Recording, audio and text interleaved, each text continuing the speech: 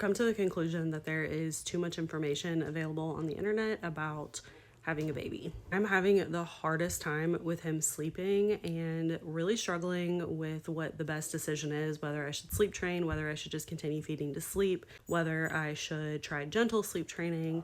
Like literally, I've tried so many different things and none of them seem to be working, and I don't feel good about Cry It Out. So initially we were having to rock my son to sleep every time that he took a nap and then transfer him to a swing or his crib or wherever.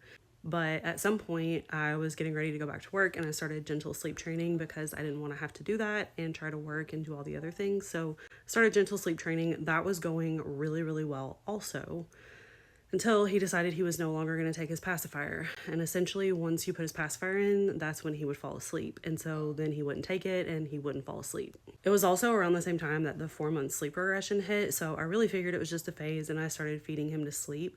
But that made his sleep worse. And his sleep just continued getting worse and worse and worse to the point where we were waking up multiple times a night and had been for a few weeks. So I got a different pacifier and he started taking that one. And so then we were back to kind of like gentle sleep training, getting him to take his pacifier, all that good stuff. But subsequently now he won't take that pacifier either. So I don't know if it's just a situation where he wants to be fed to sleep and he's not going to accept anything else. But then it feels like when he wakes up, he can't go back to sleep without being fed, or maybe it's just a sleep regression. I really don't know, and there's too much information. And so then I decided we would just try Cry It Out because I literally don't know what else to do and it makes me feel horrible. There's just too much information. There's a lot of things that say that feeding to sleep is bad. There's a lot of things that say that feeding to sleep is fine. There's a bunch of things that say that he won't sleep through the night. My dog barked and I don't even know where I left off, and I don't have the energy to go back and watch my video and figure it out. So I'm just gonna start where I think I left off. But there's a lot of stuff that says that feeding to sleep will ruin his sleep because he'll expect to get fed, and he has been sleeping really bad. So then I tried Cry It Out, but he still slept pretty bad.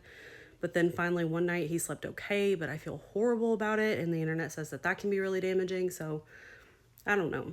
I'm just completely and totally lost. And I thought I would share because I know that I cannot be alone in this. There's just too much information out there.